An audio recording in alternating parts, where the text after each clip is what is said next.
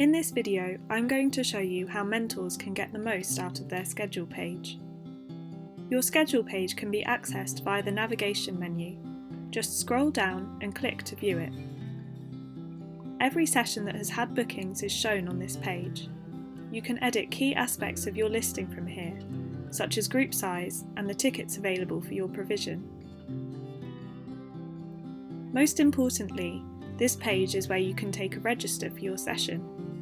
Click on Take Register and you can view key information for your session, as well as important notes about each learner attending the session and their emergency contact details. To take a digital register, simply check the boxes of each learner who has attended the session and press Save Register. If you don't have internet access during your session, you can download and print your register, fill it in manually, and then update it here when you've finished teaching. Once your session has finished, it will appear in the Past Dates tab, and you can access and complete the digital register from there. If you are a HAF provider, it is crucial that you take your registers promptly, as only children whose attendance has been confirmed by you will be funded by your council. Thanks for watching this video.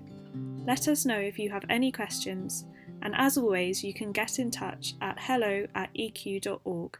We're always happy to help.